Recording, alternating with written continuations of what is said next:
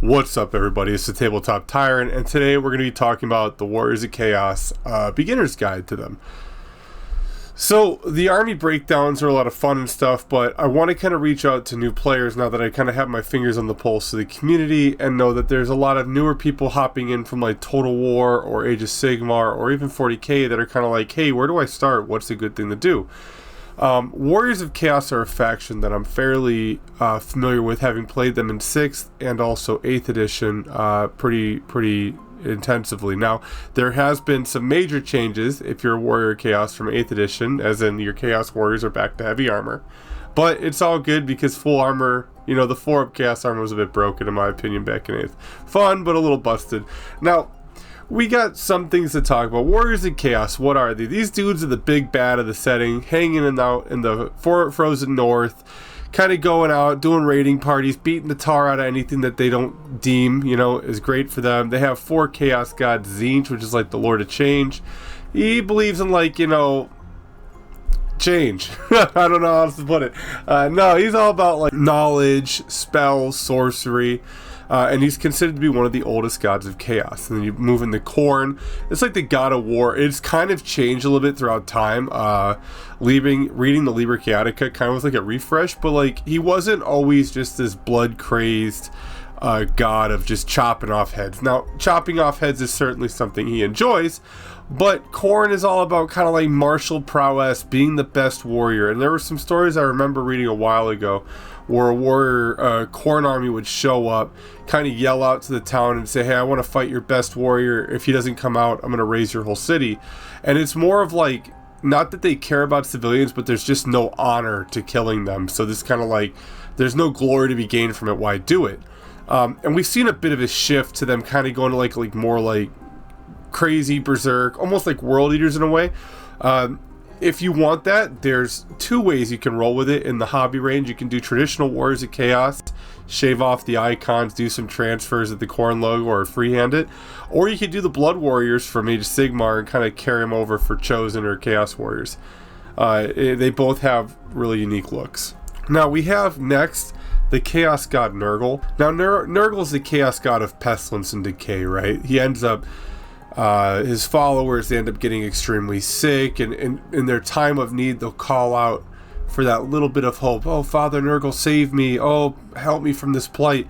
And then boom, Nurgle does a little bit of that. He doesn't save them, he actually makes them worse, but they're unfeeling to the diseases and damage that they're carrying, many times often allowing them to fight through significant damage sustained to their body. And then on top of it too, they're carrying all this pestilence, they're causing plagues, they're causing death, and through that death is rebirth. So Nurgle and Tzeentch kind of don't get along, but also Nurgle's not a big fan of the undead because they kind of rob that process, right? They raise it back up to be living. And there's a big, I think it was the Liber Mortis. Yeah, maybe the Liber Mortis, where Nurgle's kind of hating down on the undead, not digging the fact that he's getting his due considerations here. So Nurgle is death, but also rebirth. So through that death, maybe not rebirth hey, people are going to live here, but pestilence, right? And then you got Slaanesh. Now, Slaanesh is a chaos god that, yes, we all laugh. It's like rock and roll and drugs and overdoing everything. However, it's more so of just gearing yourself towards excess. And one thing that makes Slaanesh super dangerous compared to the other chaos gods is that anything done in excess also kind of helps out Slaanesh. So if you're training to be the best warrior for Khorne, you could be feeling Slaanesh a bit, So it's a really hard thing to find the duality. Now, Slaanesh is the youngest of the Chaos Gods, which is super interesting when you think about it. I believe it was birthed from the Elves. I know in 40k it's the Eldar, but I want to say it's the Elves. They went through all that excess, but I could be wrong. I'm not familiar on Slaanesh in this setting a whole lot when it comes to how he or she came about to be. Now, aside from that, why am I bringing these Chaos Gods out? Well, you actually get to play it out on the tabletop and pick one of these marks and you'll be able to theme an army, theme a unit. Maybe you want to run a multitude of gods with a giant undivided general at the helm.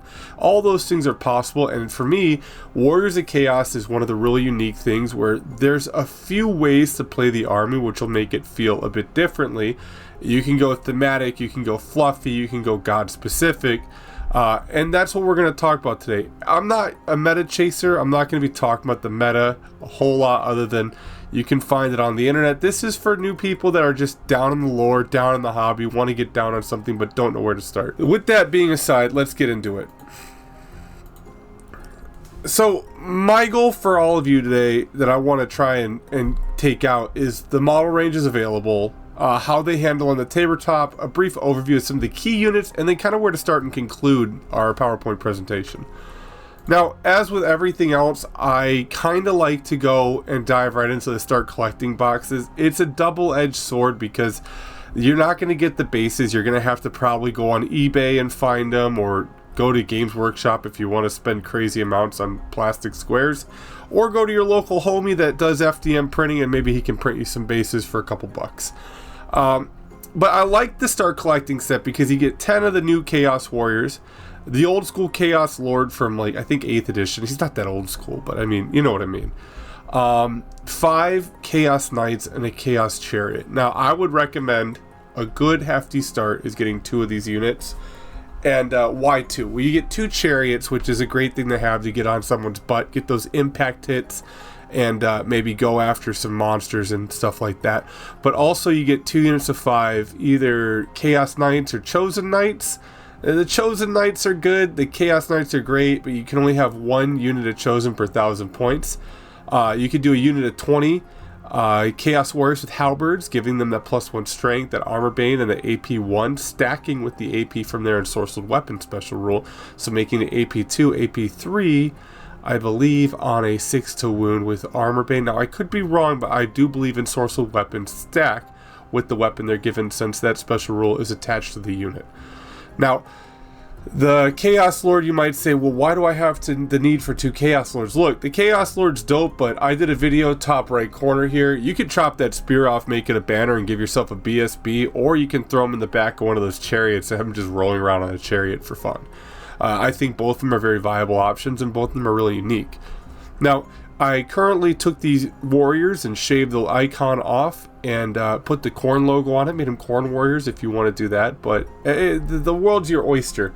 I want to kind of get into the pros and cons. So, the pros of playing the Warriors of Chaos is the range just got a brand new refresh. So if you're looking for newer minis and you're not cool with the old ones, like I don't mind, but a lot of people do care, you can go to the Age of Sigmar range, and they have everything there. They're a very beloved faction. It seems like Age of Sigmar really loves their warriors, and that's a good thing for me and the Age of Sigmar players, right? It's going to help them out in their numbers when they're looking at their reports. The amount of models can be a deterrent for people that want to play things with like horde armies. So a lot of people that maybe don't want to invest crazy amounts into their units, they want a smaller unit, maybe smaller models on the tabletop. Warriors of Chaos can kind of fill that niche, especially if you build it based off of like knights and dragon ogres and stuff like that. It allows you to maximize what you're putting on the table versus how much you're putting on the table. The stats. Warriors of Chaos have always had this beautiful thing where their stats are just god tier. Even their basic warrior. And I would say that the Warriors of Chaos have a really, really, really good, sturdy hitting army. I mean, you're obviously paying the points for it, but they do dish out some damage. They can take a hit. They're really great for anyone new that maybe makes a mistake when they play. They're very forgivable, and I think that that's something that new players should look into when they're picking an army is, 1, do you like it? 2, when you play it, are you able to learn from your mistakes? And Warriors of Chaos are definitely one of those armies where yes, you can learn from it. One big thing, deployment space. So one of the biggest phases I believe in Warhammer the Old World is the deployment phase, and I don't think a lot of people are going to disagree with me on that. As a new player, if you don't learn to kind of deploy your stuff, you're going to be hurting in games against maybe people that are a little bit more experienced, or maybe even people that have came from previous editions that are coming back. It's a lesson we all learned the hard way. I think I spent a good year of getting my ass kicked in 6th edition, and then later 8th edition when I got out of the military.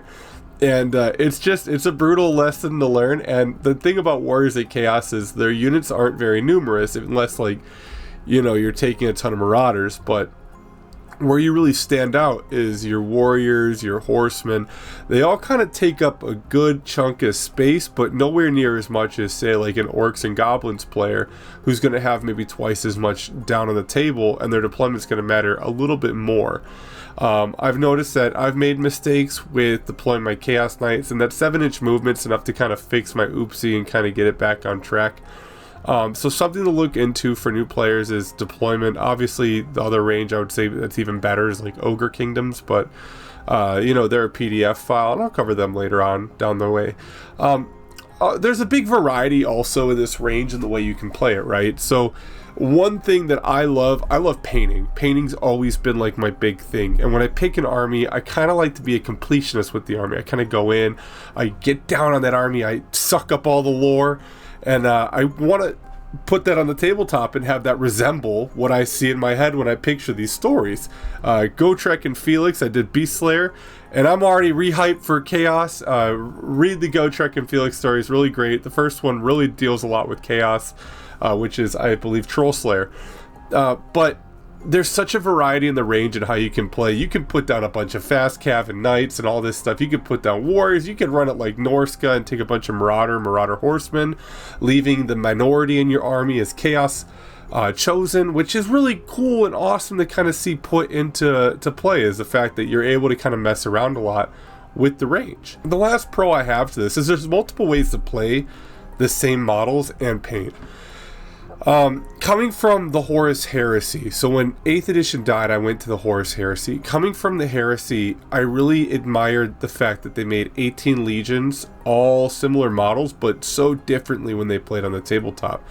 And there's not really a lot of stuff in fantasy that does that, but you can kind of get around it with the marks of chaos and give yourself a little bit more flavor. A warrior chaos of Nurgle might impact the way you play, definitely from the mark of Khorne, and then Tzeentch will play a bit differently from Slaanesh. Now, they're not crazy ways and crazy differences, but they can affect how you play your army on the day-to-day and keep it from getting monotonous and gratuitous. Which is something that I really do like about the Warriors of Chaos. Also, it allows you to kind of paint different colors when you get fed up of one. If you want to switch to another god, or say you want to go to Slaanesh and you want to run a bunch of Marauders and do some converting, it's a really cool way to really step your hobby up in terms of creativity. And I'm not saying that that's not possible in other factions. It totally is. And we'll go into it more when I talk about those factions. But for now, we have all the pros. Let's move into the cons. Now, the cons of playing Warriors of Chaos is the cost, right? You're paying them Age of Sigmar prices, which is why I recommend the Start Collecting set, because you're getting, I think, the Chariot for free. So buying 2, you get 2 free Chariots. That's like 110 points, I believe, per Chariot. Second's finding bases. Now, if you're a completionist and you're like, my GW plastic model has to go on a GW square, you're going to be kind of like shit out of luck, because they're having a hard time keeping that stuff restocked. I've seen them sell out. I don't know if they're sold out now. I haven't cared to look. You can find them on eBay through people that are selling them. They're obviously FDM, so you're not going to use plastic glue when gluing them down, unless it's the GW bases. 2, you're going to, 3, you're going to have numbering the models in order. Now, I haven't had an issue with it with my Warriors, but with my Chosen, they're a little bit kind of chunky, and you're going to want to number the way you build them after you put them on the base. You're going to want to build the model up, put the bases on the tray, and set them up in the formation and kind of write the number underneath them. 4, this is just something that plagues me. It's the indecisiveness when picking a god to run. Like, I'll be sitting there just like low-key chilling, and sometimes all that extra creativity can kind of get you. Now, one thing I've learned is like a side step is you can pick a generic color scheme and paint all your stuff like yellow or like an off color, and you can just change the mark per game and maximize your dollar that way. And then lastly, the Marauders are hella derp, dude. Those Marauders have been around since... I remember when they were on 20 mil squares. I think they put them on 25s for 8th edition. They're trash. They're utter boo-boo. And two, like, I've used them on the tabletop. They're boo-boo on the tabletop. If you're going to get down on some, try to scrounge up Avatars of War's Marauders on eBay. They're pretty decent. Look for any type of third-party barbarian model. The Dark Oath, I haven't looked at their range too much, but dude, the old Marauders are just... The only thing good with them is the shield and putting it on an ogre gut plate, and then making some Chaos Ogres out of it. But moving on, enough of that.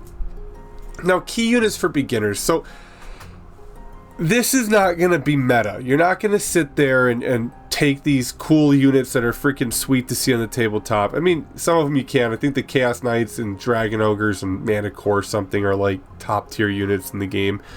I don't know how the Chaos Dragon's not up there, but I digress. Chaos Warriors are a great foundation. They lay a really cool freaking look on your army on the tabletop. I always assume when I'm playing a game that I see that big hulking Chaos Warrior on my table, and I just feel cool that he's on there, you know? But however, subjectivity, what I think is cool doesn't matter, so let's talk a little bit about them. They have a 5-up armor save, they have a decent movement, and they have the Ensorcel Weapon special rule. They're in heavy armor. If you don't give them additional hand weapons and market card, and you just give them a shield and sword, they have a 4-up armor save. Now, when I play a game, my number one mission is to wipe out my opponent's rank of attacking. So I try to keep my stuff within time for me to charge and dictate when I go to combat. Now, for that, Khorne makes it a tad bit hard with Frenzy, but when you hit with Khorne with additional hand weapons and that extra attack, you're freaking destroying someone's rank. They're not going to get those ranks back. And if they moved in their previous turn, they're not going to be getting that extra rank with their spears. And I really freaking love it for that, because beat the tar out of that unit, kill their homies, push them back, re-engage, and they're going to have a hard time keeping up with that, in my opinion. The additional hand weapon of Mark of Khorne right now is what I roll, and I suggest doing a 6x4 block of homies in it. Now, again, if 5-up armor save isn't really what you want, we can move on to the Humble Chaos Knight. Now, the Humble Chaos Knight is rocking heavy armor, which is a 5-up. They're rocking a shield, which puts it at a 4-up, and barding, which puts it at a 2-up. And the Chaos Knight is really disgusting. Obviously, you're paying for that with points, but they got that movement 7. They're closing the gap. And again, they get a dope weapon called a Lance. Now, they're going to be able to charge and really do that extra strength and extra AP, stacking it with ensorcelled weapons, and really just put the hurt on anything you want to wipe out. I would not suggest going directly in the front with Chaos Knights. I'd suggest kind of taking a flank, unless you're going to be supporting them with something that's going to charge into the flank to get you that bonus. But they're a really good option, a really solid unit to a really hard-hitting army. And again, the trick with this is just roll forward, try to hold when you can, and directly charge. So for my Chaos Knights, I would not put the Mark of Khorne on them. I would leave them undivided and kind of do that leadership check reroll, because it's free.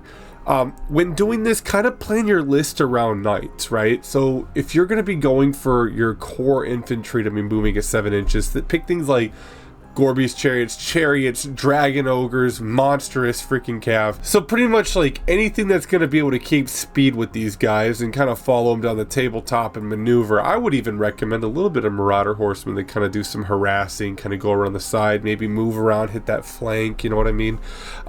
Anything that's going to keep your opponent on their toes. And again, maintaining aggressiveness when going through and doing it. But yeah, so Chaos Knights are a really unique unit. And like I said, give them that undivided mark for free. Roll around, make sure they're supported, and go and freaking clobber your opponent. Now, say the Chaos Knights, they just ain't doing it for you. You want a little more elite option. You got the Chosen Chaos Knights. Freaking, what's that? The Chosen Chaos Knights are in full plate armor, giving them a base freaking armor save of 4-up, shield making that 3, barded making that a 1. Now, you cannot take a 1-up armor save, so you always fail on a 1, but it comes in handy when someone hits you with an AP 1 weapon. You're still at a 2-up armor save, so it's like, get wrecked, noob, your AP don't mean squat. Now, what I really freaking dig about Chosen isn't the fact that their name is longer than the other ones. I like that you can freaking use the special rule of countercharge. Now, put those lances on those guys and countercharge the crap out of anyone's cavalry, monster, and or chariot that decides to charge you. Now, what is countercharge? If someone's in your front arc and they think they're going to take the fight to the enemy, they are mistaken. Unless it's an infantry unit, you cannot countercharge. Thanks to that one comment I got. Appreciate that. But unless they're in your freaking front arc and they think they're going to take you on, freaking JK, get wrecked, noob. Countercharge them. Shove your lances down their throat with their AP freaking 3 or 2 with their armor bane and just laugh. Give them the mark of corn too. Give them that extra attack. Really poke the crap out of them. I freaking love my Chosen Chaos Knights of Khorne. I think they're freaking awesome. They really freaking beat the crap out of people. And it's hilarious. I love them. For that, I'm going to have to move on to, this is a bias of mine. They're probably not that good, but Chaos Ogres. The Chaos Ogres have a soft spot in my heart. Ever since my homeboy Tamerkin, may he rest in peace, I have had a love for the Chaos Ogre, having the Plague Ogres in my possession at one point in time. Now, I like them because they got that extra impact hit on the charge with their gut plate. I like them because they're monstrous infantry with 3 wounds, and it helps you kind of stick around a little bit when you're fighting somebody. I recommend 4x2 for anyone that's wondering. I think that's a good width and a good length. If you want to be more reserved or cheap, you can get the Ogre Bull kit. It's comes with 6 and do a 3x2 full command, whatever, man. Enjoy it. Now, the reason why I like the Chaos Ogres isn't because they wreck face on the tabletop, but they are freaking fun to convert and paint. I've seen freaking Nurgle Chaos Ogre conversions where there's Nurglings coming out of the hole. I've seen people do Slaanesh Chaos Ogres, and I've seen some really freaking sweet Oni Chaos Ogres where someone went through like the whole Japanese like Oni look and just converted the crap out of them. Really beautiful model and really creative, which again is a really cool expression of yourself, right? Now, we can't talk about ogres without talking about dragon ogres, so I'm not going to go through and I'm not going to talk about how dope they are and how all the tournament people are kind of running them with their Chaos Knights on as core. I'm going to go through and I'm going to talk about what I love about the model because I haven't played with them on the tabletop yet. So one thing I really love about the dragon ogres, I've painted a ton of these bad boys up, mostly back in 8th and like throughout like since 8th has been dead. But they are such a fantastic model, having been converted from plastic to pewter. I hated the pewter one. The torso always fell off, no matter how you pinned it. Now, the new models are freaking beautiful. They're able to be equipped with, I believe, additional hand weapon, great weapon, or halberd. I always put the great weapons on because they look cooler. Maybe the halberd's more your jazz or the additional hand weapon. I can't be the one that tells you what to do. Now, I love these models because they allow a really cool, they have a lot of blank torso skin, and I always like to do freehand tattoos, tribal tattoos. Here's a picture right here. I just really like going all out on them. They're a fun model for me. You can kind of change the color up of the scales. You can really do a lot with it.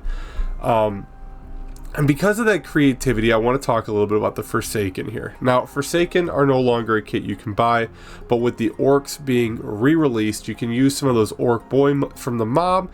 Maybe go half on a homie that wants to buy some Orcs and doesn't want just 30, maybe he wants 40. You can go halves, take that, and convert the crap out of them to make them look like Forsaken because they got those big hulking bodies, messed up, punched over heads. You can go find some old Chaos Warrior heads, maybe from like the 6th edition kit. You can go on eBay, find anything really, and just kind of smash those heads on there and make some really cool custom ones. Put some chains in their hand from like jewelry, and you're freaking laughing. Now, if you don't want to do that, I've seen people use the Accursed Cultist set from Warhammer 40k. It works out pretty good. You get the 3 hulking dudes. I believe they use them as chaos spawns on 50s, and they put those 5s on 30s and the 5 humans on 30s, and they look good. Now, there's not a lot of things that would indicate that they're even from 40k. There's no pistols, none of that stuff, so you could get away with it if that's how you wanted to do it. Forsaken though, what I really love about them on the tabletop is that their Mark of Chaos completely freaking changes. They also have a random attack, which we'll get into. Now, 2 of my favorite ones, I would say, is Slaanesh, allowing them to have Swift Stride, but you can kind of throw that in the bin. I had to throw that in there to give it a counter. Freaking Khorne! Corn, you get hatred. Reroll your freaking failed to hit rolls in combat. Now you're sitting there saying, Tyrant, why are you shilling corn so much? Dude, on a 1 to 2 you get poison, meaning on 6s you automatically hit. So you get to re-roll your freaking messed ups and hopefully catch that. On a freaking 3 through 4, you're AP 2. When they have the ensorcelled keyword special rule, which puts them at AP freaking 3. Now, re-rolling your to hit rolls is obviously going to allow you to get more wound rolls if that becomes the case. And then on freaking 5 or 6, killing blow. I don't need to explain how re-rolling your failed to hits gives you more chances to killing blow someone. But on a 6, that model, history, done. Capiche, it's out of here. Now you roll that before every combat phase, so it's random, but you can't go wrong with hatred on those guys for the first round of combat. You are dishing freaking attacks out. They are open order, but that's not a big deal. Using the supporting unit, hit them on the flank and have a lot of fun with it. I'm going to try and see if I can find a picture of like a converted Forsaken out of the Orc Boy. If you do, it'll be like right here, top left or in the middle, who knows. But yeah, so that's pretty dope. Now these are just like my obvious opinions. Now I'm not going to tell you how to run your Chaos Lord. I'm not going to tell you how to run your Sorcerer. I think that should be up to you, because I take a lot of pride in like making a little bit of a story around it, maybe converting it, maybe going all out. Maybe I want to put one on a dragon, one on a chariot. It's really, that's like what personalizes the army to you as the leader you pick and how you implement them, and what war gear you take. So I'm going to leave that up to you as the player. So a little bit of insight into my mind when I played the Warriors of Chaos, like what are my goals when I put this army on the table? The biggest thing is hit the charge first. With the Warriors of Chaos, deployment is crucial. Deployment is freaking a big deal. Now it's fixable. You have a lot more space than other armies. You're not going to be packed up on the tabletop, but deployment is key. When I set my dudes on that tabletop, I want to be knowing that I'm the one that's going to dictate when combat happens, meaning I keep my stuff out of range for some people and I move up, but I won't ever freaking try to put them in danger unless I know that there's a good chance they're going to fail that charge. I try to keep my units a little bit aligned with each other, setting up flanks, maybe sending off like Warhounds or Marauder Horsemen for artillery pieces, anything like that. Put the heat on the opponent while I get my big dudes up there to do some damage. When I charge, I like to know that I beat the crap out of their front rank and they're not going to get a chance to hit me back. That's a big thing with the Warriors of Chaos. Now, you're paying a lot of points for these models, so if you can make sure that you punched your opponent's army in the face hard enough that they're not going to be taking swings back at you, that's what you want. You want to rob them of that chance to wound these really beefy dudes. Maximize attacks and damage. I've shilled Corn enough this video, but Frenzy matters. Now, Frenzy's going to force you to charge a bit, but hey, you know what? I've had it work out in my favor more often than not. I would just say maximize the attacks, beat the crap out of their front rank, destroy their attacks, live. That's the way to do it. Another thing that I do is I prioritize my unit with the Target. It's actually Target, but hey, you know what? I forgot the T.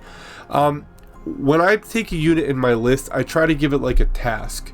I take the points allotment and I think about anything on the tabletop that might be similar in points, and I'll send it after it. So like when I have my Chosen, I'll say, you know what, they got really good AP. They do pretty decent damage. They're going to freaking be able to take a hit with that 1-up save. Maybe I'll hunt down a monster with them. That way if it tries to charge me, I'm safe in that counter charge. Now, it's not going to save them from getting their butt shot off or any of that. So you have to be safe, a little bit safer with them, making sure that they're covered by other units moving up. But they are really good at taking out big things. With my Warriors, maybe I don't take the Market Core, maybe I do Sword and Board and I go cheap as possible. They're good at staying kind of tied in the combat. Yeah, they might lose, maybe they'll bounce out, but more often than not, I've had players re-engage me after they break, after I fall back in good order, and it sets me up to freaking take them on in my next round with a supporting unit. Now, I can't tell you how to play your army. That's going to have to totally come up to you and how your play style is. But the nice thing, again, that we talked about is the range has so much to go off of that you really can't go wrong.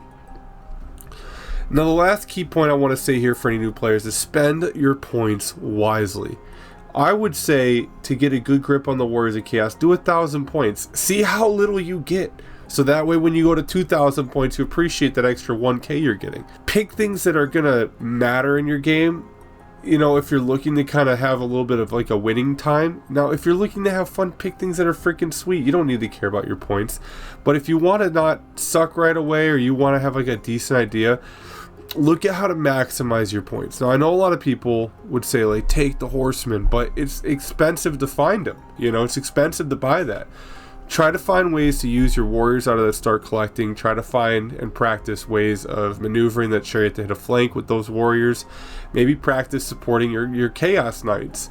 There's a multitude of things you can do to hone in those warriors of chaos skills, and by the time you got a few games under your belt and you've painted it, you'll already be knowing where to go and gravitate next when it's time to buy that next unit that you need.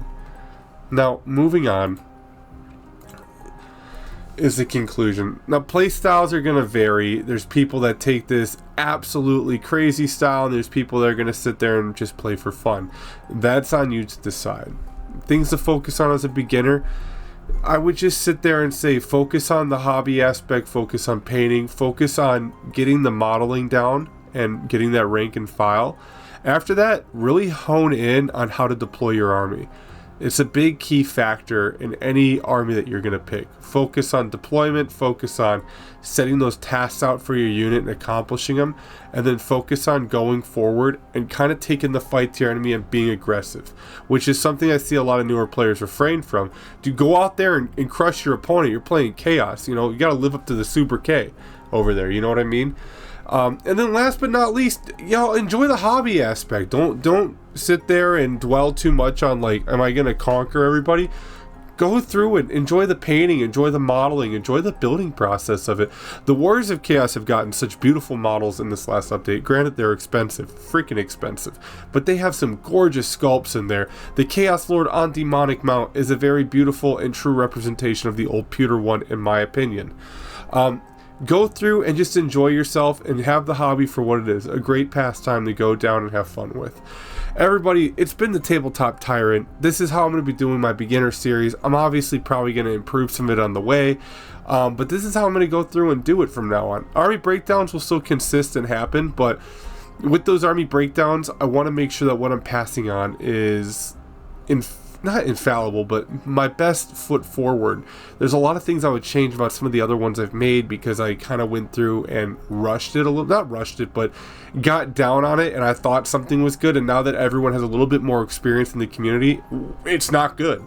And that's to be expected. So everyone, thank you for coming to the channel. Thanks for chilling. Hope you enjoyed it. I'm gonna be out. Warriors of Chaos corn painting tutorial out this weekend, everybody. Peace.